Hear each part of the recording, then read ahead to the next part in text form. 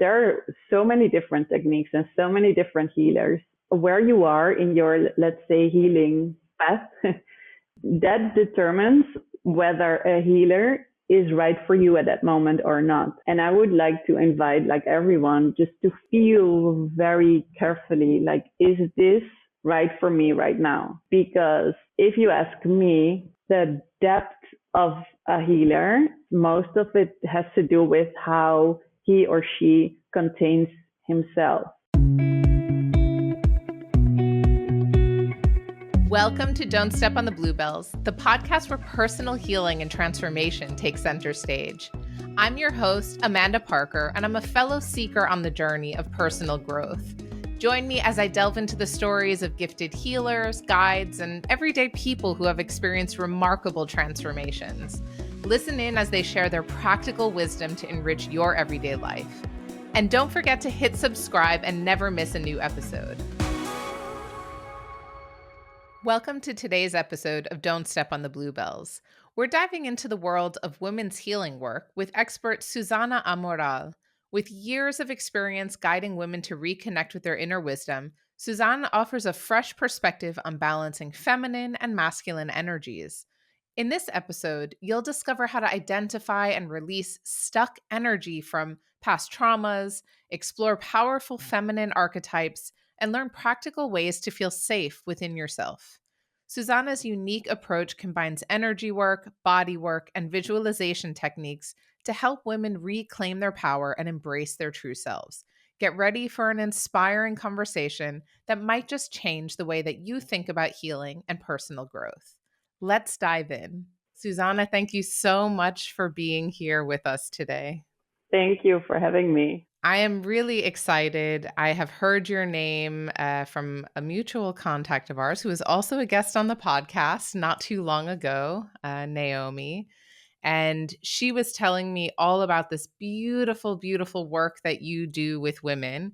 She didn't even tell me the details. All she said was, Amanda, you need to speak with her. And that's kind of all I needed. So I'm really excited to learn a bit more about what women's work actually means. Well, what it means for me, because I'm sure there are a lot of different women who do women's work. But what it means for me is to really connect them with their inner wisdom, because I think that we as women, we are the bringers of the new. We are the ones that are now in this time, the ones who remember the old and bring it into the now. So we are very important. And when I say we, I think I mean like especially the feminine energy, because we are very familiar with the masculine energy and most of the time not the really healthy ones. So now we have to, start integrating the healthy masculine energy, but also the healthy feminine energy, because that's lost too, So we have to kind of remember both. And because I am a woman, I can really relate to that. And I think that this is our, kind of task, if you would call it like that, to start taking ownership of our healthy feminine energy. But to do that, we have to, remember what it is, because we kind of forgot. So I have this conversation actually quite often with my husband because I use this terminology a lot of like masculine and feminine. And I'm always trying to explain, no, it's not just about man or woman, but maybe you can help clarify a bit, like what exactly do you mean when you're talking about masculine or healthy masculine or healthy feminine? Because I think we often just assume that means men and women. Yeah. Well, to start with, we have both. So you and I have feminine energy and masculine energy. And sometimes we have a little bit more of one than the other, but we have both. You can see it like this, like you have like an inner man and an inner woman. So often when we do an exercise during a retreat or something, we really can connect with that energy inside of us. And you can literally see how your woman looks like or your man. You know, when I started, because I've done this a few times, I had a very big man that I saw, you know, like a big Indian man, and he was like taking up all the space. My internal feminine, she was somewhere, you know, like somewhere gliding in the sky. I wouldn't say that that was a very healthy relationship between my feminine and my masculine energy, because like this is a way to see how they represent energy in you. And of course, at the end, it's all the same. We call it like that to make it more easy to understand the different qualities of the energy that we have. But at the end, in the end, it's all the same. So there's this idea that like the masculine energy has a bit more of, I don't know, getting things done. There might be Mm, more like yeah, strategic or analytical kind of thinking in there. yeah, There's also this element that the masculine plays more of a protector role. absolutely. Yeah, And then the feminine would be a bit more on the soft side or more intuitive or going with the flow of things or potentially more nurturing, etc. Would you exactly. Yeah. Is that how you would describe it as well? Yes, yes. Like each energy has different qualities. Mm. So what you're saying, I can really like. That's how I see it too. If there's a quality that you have like too much of, it becomes something that is not really helpful. And that is the same for women as for men. So too much Mm. protection, that can lead towards, you know, being controlling, you know, like want to control everything, or being too much nursing.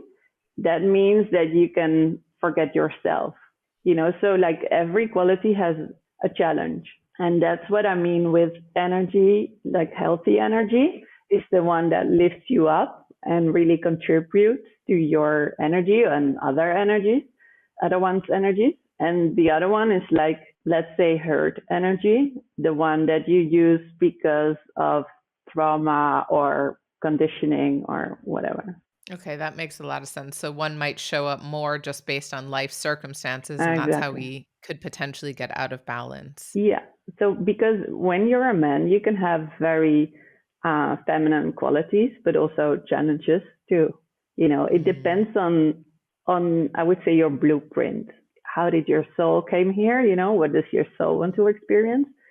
And then where did you grow up? So what did you really internalize? Because you can imagine that your father or your mother figure is very important for you to, when you grow up, to know how women behave, how men behave. You know, how should I behave as a woman? That's what I learned from Mm. my mother.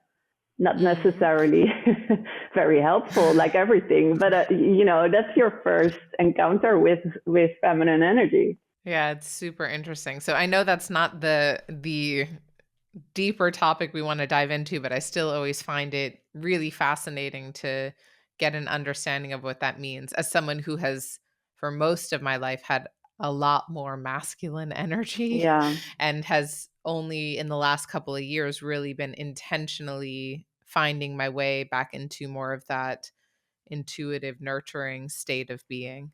And what made you do that? I mean, why did you make like that gentle change? Gentle? No. I don't think it was a gentle shift, but I essentially I just kept burning out. Like I just kept burning myself out in different jobs and I kept trying to follow that flow of intuition to lead me from one place to the next and met with the same challenges over and over and over and over. Yeah, Like I worked myself to the bone yeah, beyond what I could actually do and yeah, then I ended up just exhausted and depleted and it was kind of like throwing my hands up in the air like I give up. I don't know yeah, what else to do because I know I can't do this again. yeah, And I think for me, that coincided with a time of leaving a corporate job, so leaving the private sector starting my own business because I'm like, well, I'm not working for anyone ever again because every time I do that, I Yeah. feel unwell. Yeah. And I don't think I had the words to describe, like, I have too much masculine energy. It wasn't that. At that No. time, it was just, wow, this really feels bad. And there has to be a different way to live. And I want Yeah. to figure out what that is. Yeah. So what you're describing is not necessarily like less masculine energy versus more feminine energy, if you ask me.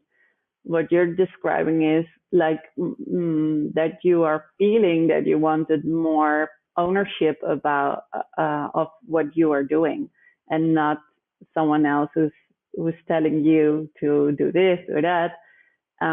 Like basically, you wanted to, expand your energy field, and maybe that also implies that you wanted to experience your feminine energy more, because what you describe is a very masculine energy as well. I want to do it myself. I want to manifest Oh, no. something for myself. Yeah. Yeah. So it's not like the masculine is bad, feminine is better. It's more like finding, like, as a woman, finding your strength as your feminine energy, your power, and then combine it with something masculine. Because when we really want to manifest something, it is a masculine energy that we need. So it's kind of like it's like the perfect collaboration. It's like, because the feminine energy wants to create something, and then she feels it, she knows it, and then the masculine energy, okay, he's the one who is going to let's say manifest it. So you need both. For me, what I can relate to is what you're saying is, in order to really feel fully connected with myself, it's very helpful to understand and connect with the feminine energy in myself as well as the masculine energy. And I too know the masculine energy very well, because I thought being tough, being direct, making jokes, that, like, joking around, that was like, okay, so this is how I can hold myself here in this society, along in my family, with my friends, understanding things. So, I can keep up with the rest. So, and I think that for a lot of people, also women, that was a very important decision that we made unconsciously to really develop our mental field, so we are appreciated because we are smart, or appreciated because we're thoughtful, or successful, or whatever. But that definition of, being successful in a corporate environment, or yeah, having like the highest degree that you can possibly get, that's changing, because we are now able to see that qualities like vulnerability are also very helpful, in our life. Because burning up is not the only thing that's there. We can flourish if we want, but we need a different approach. So, thinking about all of this, because I can really hear your wisdom already coming through on how you support women also just to understand themselves and what's Mm, happening and really get to the bottom of, yeah, what might be feeling good for them and what not. But how would you describe your particular blend of women's work? What mm. does that mean in your world? Like, reconnect with your true self. And I know that sounds a little bit like vague, but what I mean by that is really feel safe within yourself. Because I think a big reason why we don't show ourselves completely is because we don't feel safe. And maybe not just this lifetime, but other lifetimes, or through our mother line or whatever, we know how it is to feel unsafe. We know how it is when our boundaries are crossed. When we are like we know how it feels to be powerless. And reclaiming that power, that's a very scary path because it means that you have to really embody your whole body, your whole energy system. And often women just stay like up here, Maybe if you're lucky, your heart will join too. But most of the time we're like very in our upper chakras, in our upper energy field, like being blissful, being, the perfect partner, the perfect friend, the perfect mother. And then, but what we're actually doing is denying our own needs, and we are adjusting and we are like a chameleon, no? And that's when, that's what keeps us safe in a way, because then we don't need to stand up for ourselves. We don't need to feel what's going on there, like in the lower body, what's going on there, and taking ownership in your energy, also up there, down there, connection with the earth, with your basic chakra, with your feelings in your stomach, the pain that's there in your womb. It's a whole different league. And that's what we've been avoiding. Staying up there is because we don't want to feel what's stored there. And that's usually pain or powerless, feeling powerless or abusive memories, or, so yeah, I think that's the biggest part that I do in my work, to really, like guide them through the, let's say, dark jungle of what's going on there, and for me, it has something to do with reclaiming your own power, but then fully incarnate, like coming into the meat, karna, so look, really, they feel everything and stay grounded, because, when if you're a tree, if you look at a tree, first it really goes deep, deep, deep, deep, deep, and then it is able to grow, but it needs the stability to reach, for the light. And I think that by doing that, you can restore the balance more, and you can also feel safe within yourself, because you can hold yourself. Hmm. Interesting point on many levels. Hmm. So, on the one hand, for me, with my own like spiritual growth journey, I was always only reaching up. Hmm. Like, Yeah. I want to meditate, I want to visualize, I want to Yeah. be up in the clouds. And I love it because it Me speaks to too. the whole Yeah. creative, the visioning, like all this exciting stuff. Yeah. And then I wonder why I like can't sit still in the morning long enough to just like Yeah. be still. So there's a part of me that's just almost avoiding the ground, Yeah. and then Exactly. I have to consciously remind myself, no, no, no, like touch a tree, walk on the grass, go to the park, whatever it is, to continuously remember that like I'm on earth. I get to actually touch it and be a part of that. Yeah. Yeah.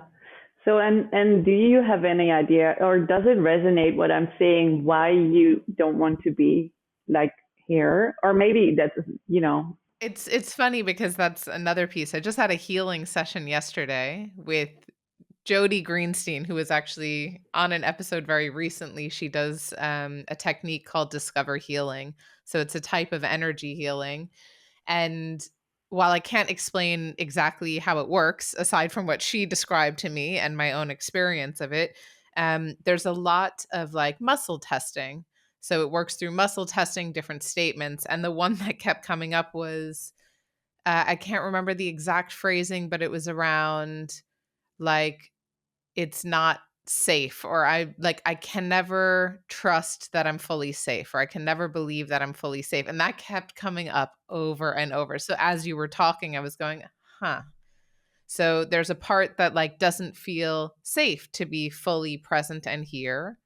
And as you said, maybe from past experiences, ancestral stuff from my family, or depending on people's belief system who are listening, this could come from past lives. I personally believe in that. So Yeah. it resonates. Yeah. So, and that's okay. I mean, that's why you're here for. So as long To as learn we, it.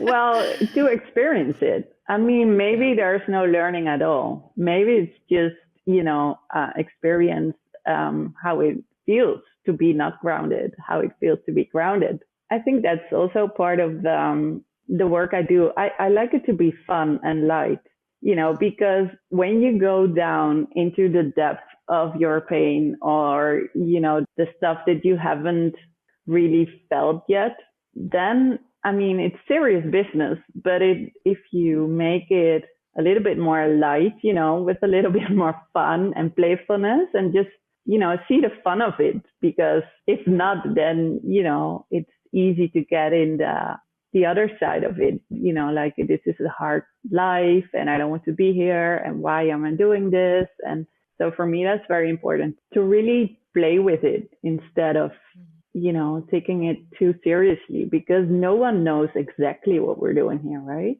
Well, maybe you do, but I don't. It's like, I've got the secret to life. you got it. Well, I think It a was lot of, given to me and me alone, of course. exactly. Yeah, well, that's what religions do, and that's what Mhm. gurus do. But I don't believe in that.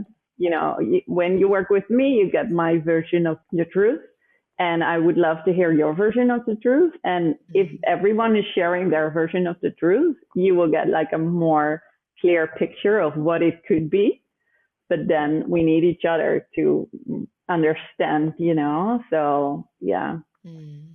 but it's all there, and it's all true, and it's all not true. It's Mm. Oh my God, there's so much I want to ask about that. But what I really want to hear before I take us down too many rabbit holes. So I understand that you support women. I know that you do a series of retreats, for example, and you also have private healing sessions. So what exactly does that work look like? So if someone were to come to you and they're maybe not really tapped into their own inner wisdom, or they're really like looking for another way forward, how would you approach that? yeah. Okay, so first of all, when it comes to the retreat, I really like to work with women who already know the concept of energy, and who already know how it is to look inward. Because there are a lot of people still out there pointing at someone else, because he did this, I feel like this, and because he did.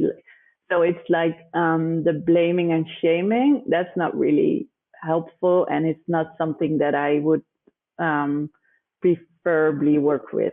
Well, I don't work with that, because that's really lowering my energy, and so the women who come to the retreat are already, like, let's say, open to whatever is possible, and they're very courageous, because they don't know what's coming, but they're there. So that's a good start. And the name of the retreat is called The Holy Quest of the Mystic Woman. So it's something that came to me like a few years ago, and you could say I channeled it, or you could say I wrote it when I was in a flow. Anyway, it makes sense. There are 4 archetypes that we are getting into. So the first one is the innocent girl, and then we have the nurturing mother, and then we have the free woman, and then we have the magical wise one. And all those archetypes are in us. It's the same as what I explained with the feminine energy and the masculine energy. It's just more to, get an understanding of the different qualities of energy that we have within ourselves. So we're going to dive into that and really connect with that piece of energy. Let's say it's also connected with the wind directions. It's also connected with the moon, the sun, and also even with the cycle of the women. When you connect with one of the archetypes, you connect with like a very broad energy field that's really, weaving into each other and really uplifts feminine energy in yourself. And from that, we also pay attention to how is your connection or how do you perceive the masculine energy or men, and but we also experience how it is to release your anger, how it is to really go deep and visualize your, let's say, a future, or the womb healing is a very important part of it. We go deep in the experiences. And like the online training, that's more where you get the general information and a few meditations to really get to familiar with the archetypes. So it's a very, beautiful combination altogether. It sounds it. I'm like refraining from taking notes on everything you're saying because I know I get to listen to this again. An idea that I've heard before, maybe others as well. There's the maiden, the mother, and the crone. Yeah. Do Yeah. you know that concept? Is that somewhat aligned, or is it's just different stages of a woman's life?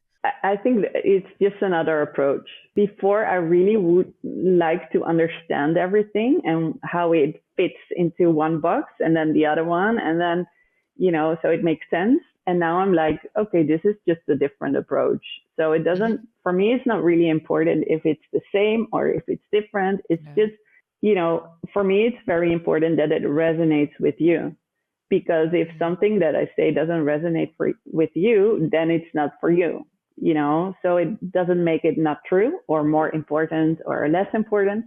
It's just we're all frequency. So if it's something that you find appealing, then okay, we can work together. If it's something like, no, I get more excited when I listen to that, okay, that's fine too, so it's more like something that we're going to, if you ask me, like in the future, there will be more networks so we can, uplift each other instead of, no, I know what's true. No, what you're saying, no, it's like this.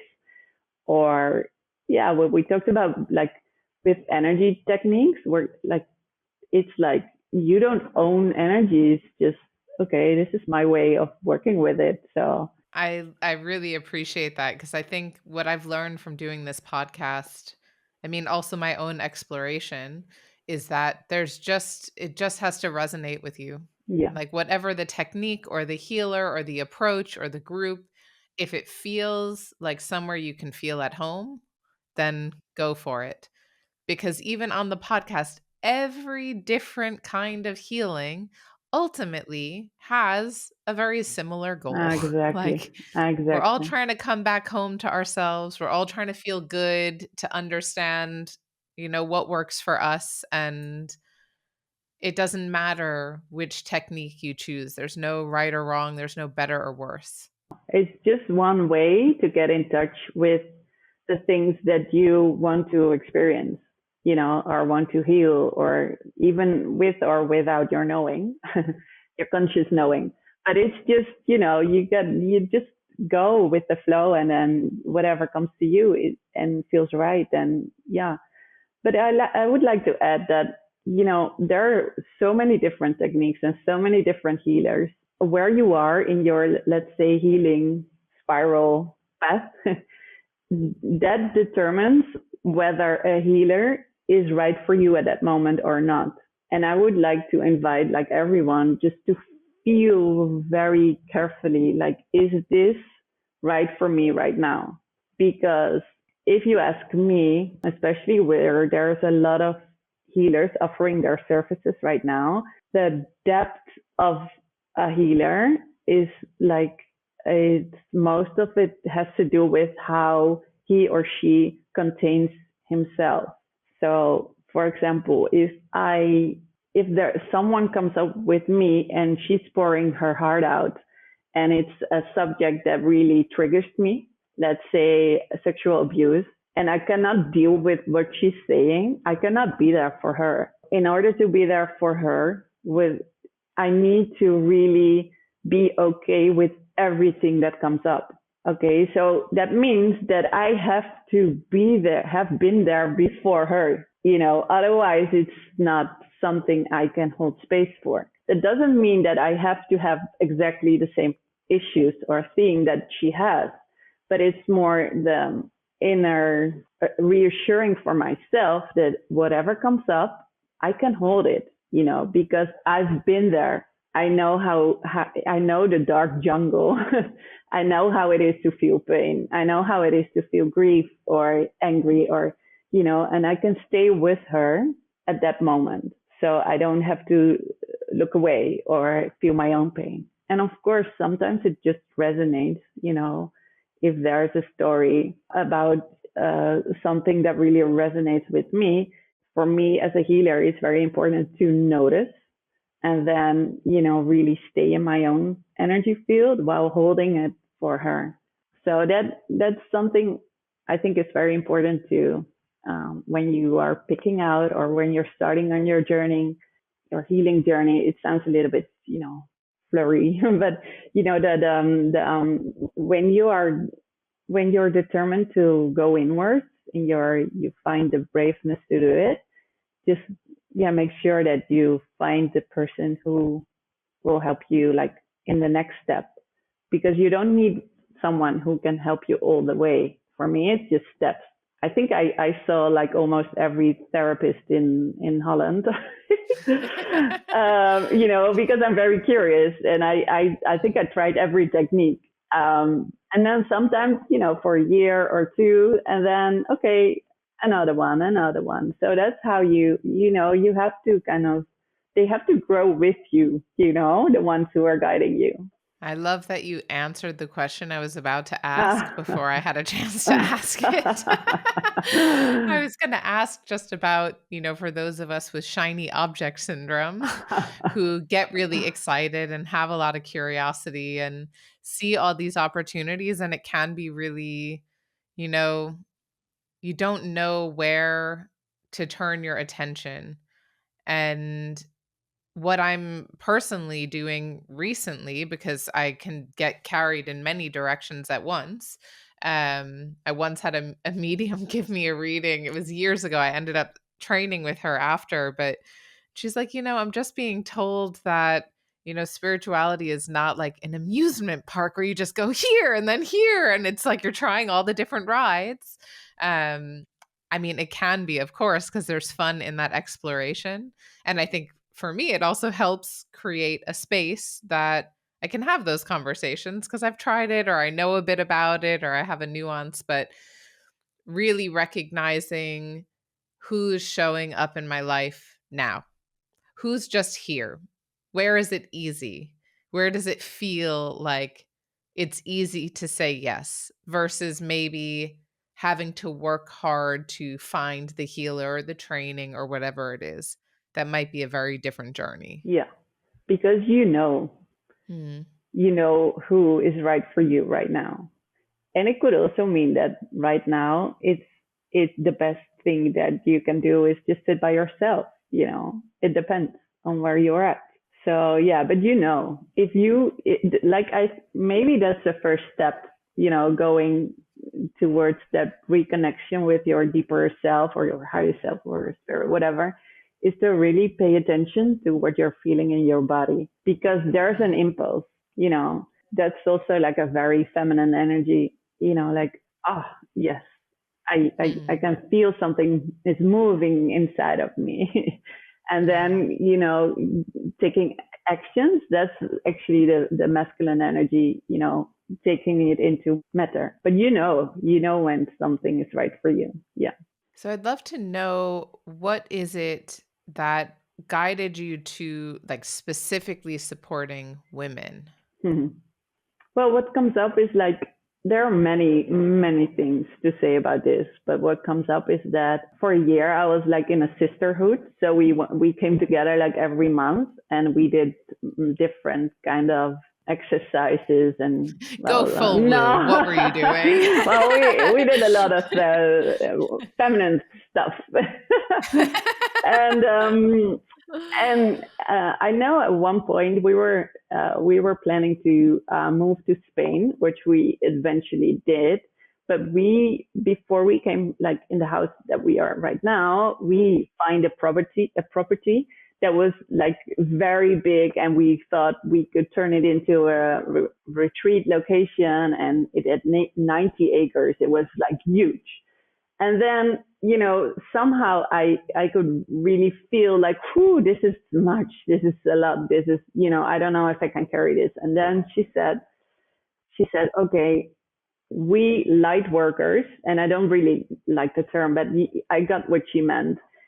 We think that we have to carry everyone's weight on our shoulders. I hear that sentence like very often. Okay, so I think I have to put this weight on my shoulder, like the misery of the whole world. And then I thought, okay, this is not something light workers do, but this is something especially women do. So that was like an eye opening for me. Like, okay, if it works for me, then I know it works for a lot of my friends, for a lot of my clients. So that's when I thought, okay, I really want to dive into that.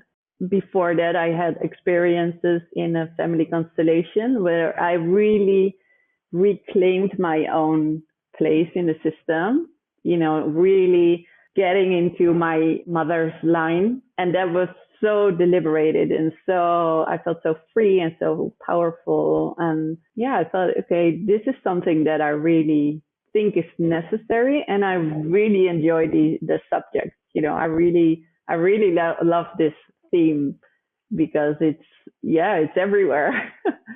I love that everything that you've been sharing with us, this is really aligned. Like you just know, you feel it. It feels like the right thing in the right moment, and you followed that. I'm sure there were many nuances to that journey and how you got there, and maybe it didn't always feel that way in the moment. But in the end, it sounds like this was just calling you, and it was persistent enough. You kept coming across it that you said, okay, like I'm taking on this challenge. Let's see where it Yeah. goes. Well, and it feels easy. So I think that's one of the signs as well, because it's not hard. I mean, I love this, I'm very interested, and I don't see myself as like a specialist, but Mm, I like doing special things, so it's like, this is easy for me, and there's so much more to discover. So, and I think mm. as well, it's very important for the collective as well, as that we as women really reclaim our power and really, rise up from our victimhood and really maybe not do, but remember our worth. What would you say is like a common misconception about what you do, or what people often misunderstand about the work you do?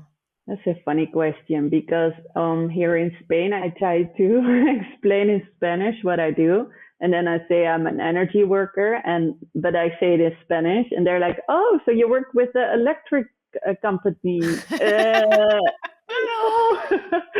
But I think that the most, well, often people don't have a clue what I'm doing, and but that's fine. And I think the biggest misperception is that I know everything, so that, okay, because I work with women, I do the healing, that means that how to, get your life in order, like perfectly fine.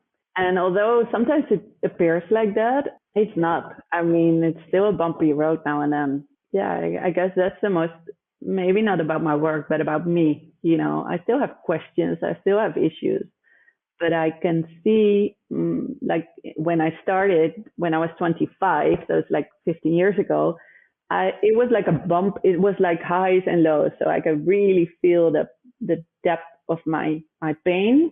And I could also really feel the high bliss of, whew, being an angel and talking to them and all that kind of stuff. But now like as the years were following and my growth continued, I feel more that inner balance, that inner peace. So for me, it's more easy to get in line with with myself, with like actually with, I think, like with the earth and or the earth and the sun and the light and the dark. And it's more welcome, like everything is more welcome. I don't think that really answers your question, but I think the framing that people don't often understand what the work means, because I think that's just common. I yeah. want to ask you for details and I'm going to try anyway.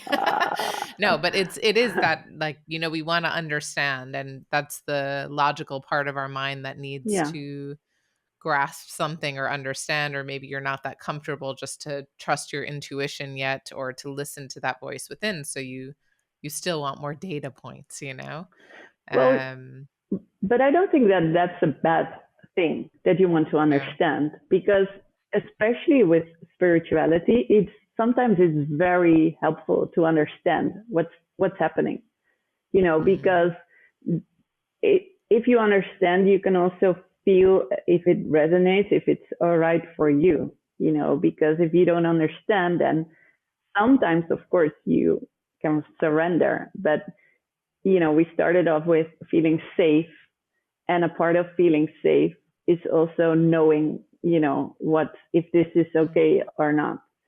And logic helps. I think that where we are now is that people don't even know what the words that we are using mean, So it's like, Mm. maybe it's not a lack of interest, but it's just they're not there yet to add those words, those possibilities into their world. And that's fine, but then it will be something that still is a little bit strange, or scary, or I don't remember what year, but it was early on in my journey of, like, becoming a healer, becoming a coach, that I was working with someone, and we were working through a series of, like, visualization and meditation and also, like, coaching. And I remember it was clear, I mean, she had her whole own practice and spiritual beliefs and everything. And at some point, I remember the conversations, there was a point where what she was saying was so common sense to her and so off-putting to me, because I just wasn't there. And it was really, like, something to do with believing in, I don't know if it was the universe or something greater, or, like, God or something, and I was like, "I'm never coming back here again." It exactly. was, like, so off-putting because I wasn't there, it wasn't my language, it No. wasn't where I was in my journey, Yeah. and I'm sure I've done that with coaching clients as well, like, not meaning to, where I'm just speaking in my own way and they're like, "Well, that was Yeah. strange." I'm like, "Oh my god." Because you can only pick up and take in what you're ready to and what makes sense for you in that moment. Exactly.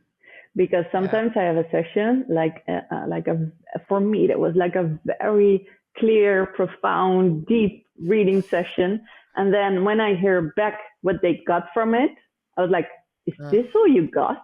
Like, okay. But that's, Great. yeah, and then just let it go, Yeah, yeah. because it's not up to me to decide where you're at, and it's kind of Mm. like, but that's one of the reasons why I love to work with people who can at least understand what I'm saying to a certain level, or even more, like they Yeah. add things that I can learn from. But and they're just open to the possibilities, and that's why I think it's so important, like the work Naomi does, for example. Like when people are really in touch with themselves, like every coach or every healer does what is resonating with themselves, and they're very aligned with the work they're doing. Then you have all those puzzle pieces that come together, because Mhm. Joe is going there, and Sylvie is going there, and then it works out, because we don't Mhm. need the same. We need different things in different times. So that's how Mhm. we can uplift each other.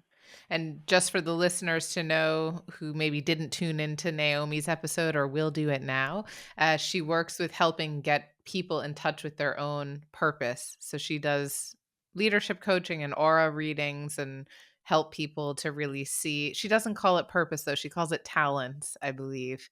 Like, get in touch with their core talents and what's going to help guide them. So touching on the point of like what people actually get out of the sessions, because I find this really fascinating. I still remember an astrology reading that I had Mm, had in 2011.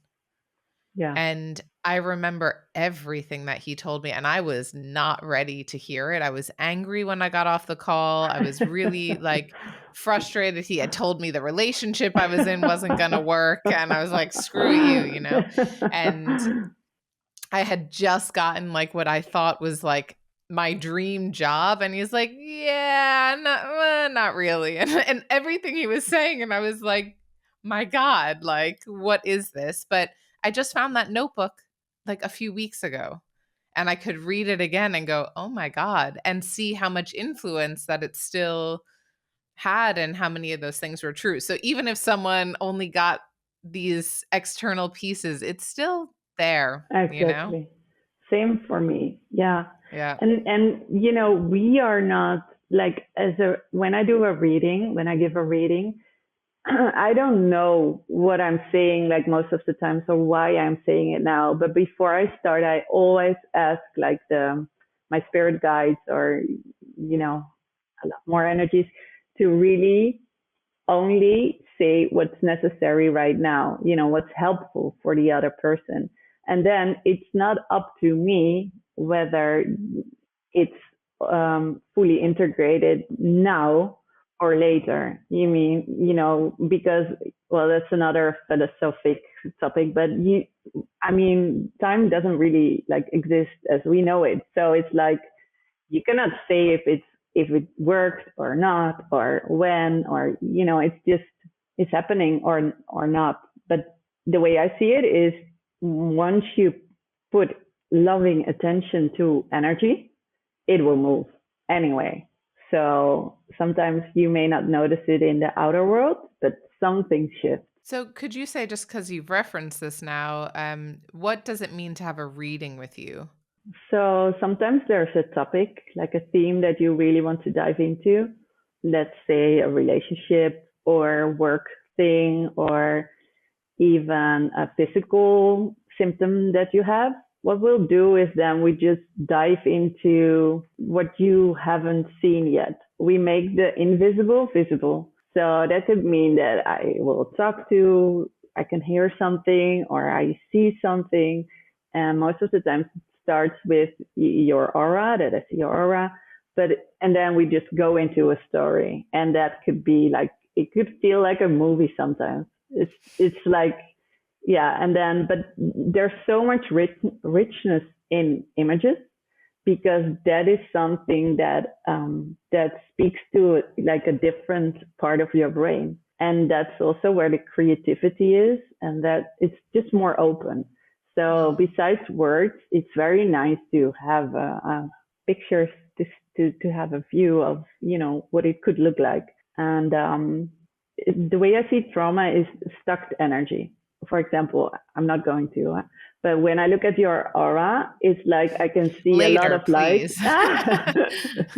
I can see a lot of light or, like transparency, but there are always, as long as you will live, there will always be stuck energy like clutters. So that's like energy that's frozen from your childhood, from earlier experiences, from something that happened recently. That doesn't really matter, but generational.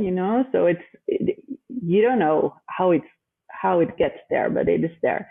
And once you put loving energy and attention to that energy that is stuck, it will move eventually. So, and that stuck energy is sometimes an image, sometimes it's words, sometimes it's a feeling.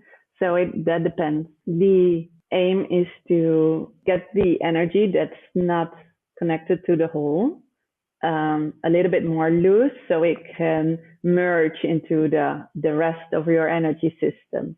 So, and there you can call it soul retrieval, you can call it trauma healing, you can call it, but this is how I look at trauma. So I do body work as well, and that's the same thing, but then you use the body as a entrance.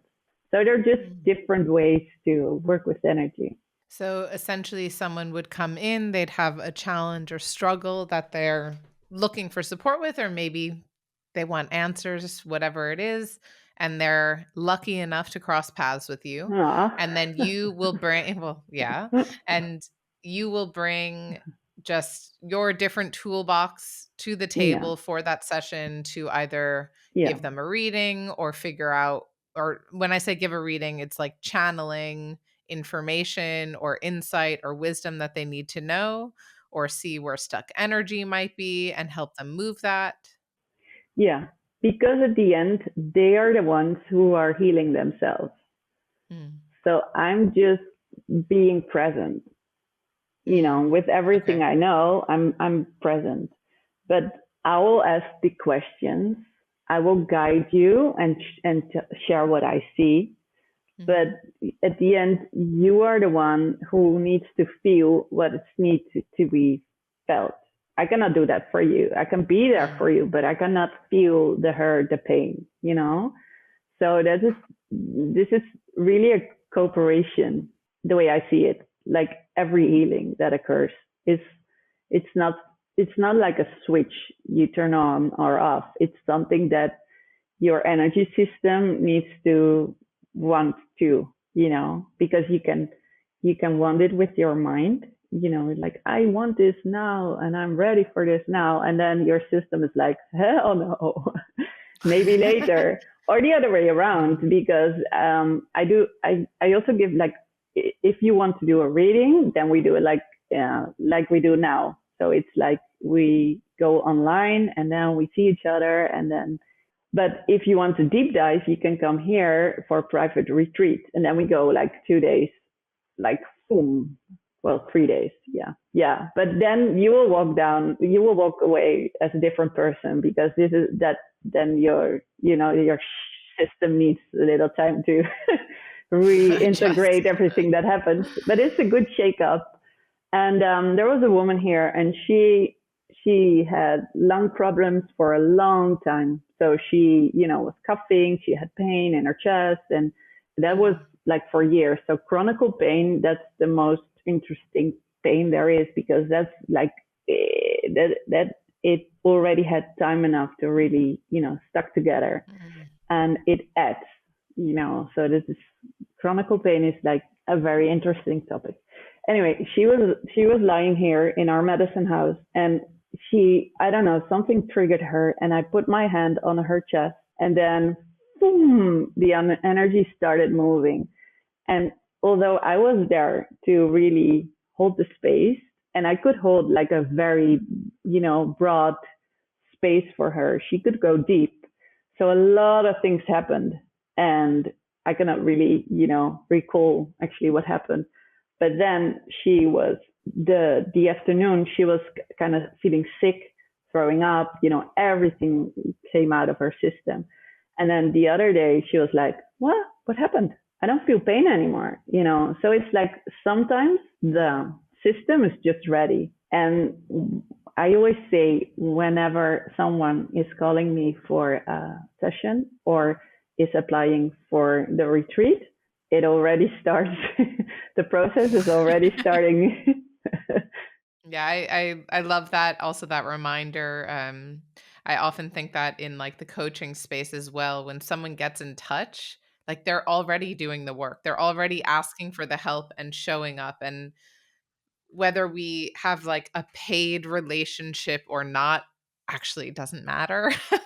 The work has already begun. The money, like I really believe, at least in my line of work, the money, the investment, the commitment that you're putting on the table is a huge piece, because you're making an investment in who you want to become. And you're literally saying, you know what? I'm gonna get this. I'm gonna make sure that this happens, which is a whole other healing process on its own.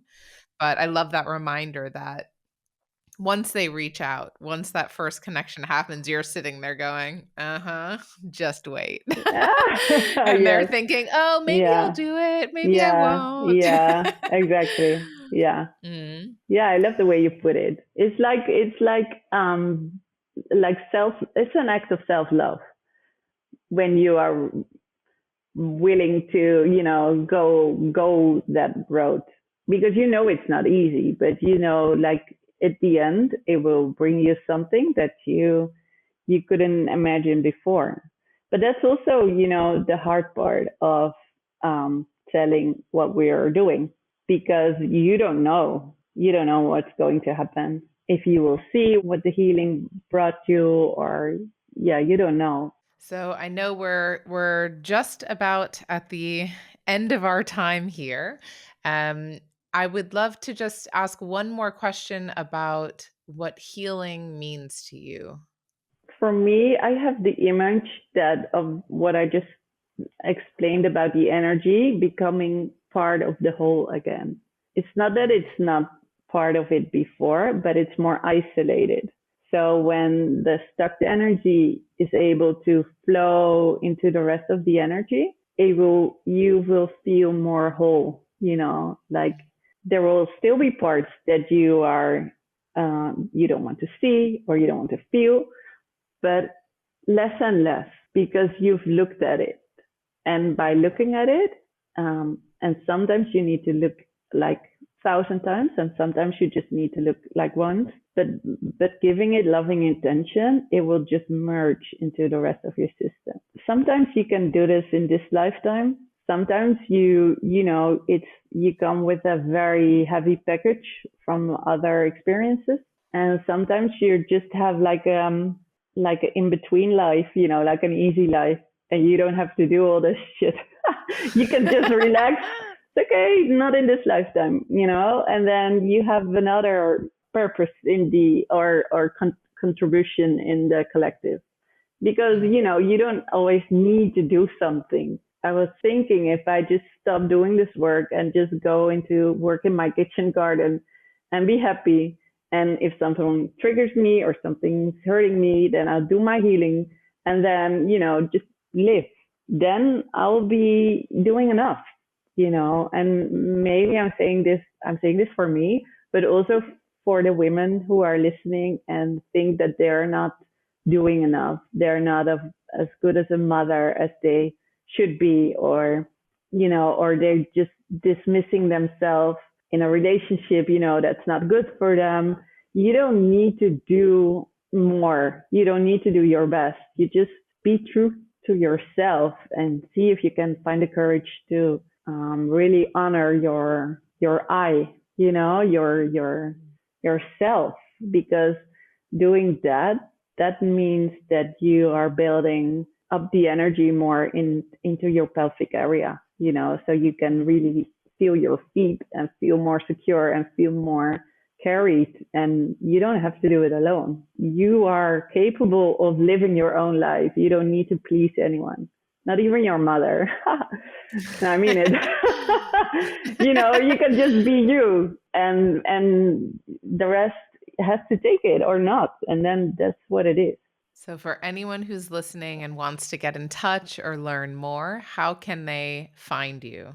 Well, I have a website, www.Susanne So that's my name. I will send it to you so you can put it down. I will put it on the show notes. Yes, .com. And also they can follow me on my Instagram or LinkedIn. Okay, Yeah. great. And they can sign up for either a retreat or a private healing or Yeah. any of the other beautiful offerings that you have from the website, Yeah. right? Yes, exactly. Are there any last parting words, anything that you wish you had mentioned, but I didn't give you the chance? I have a question, not just for you, but also for the women who are listening.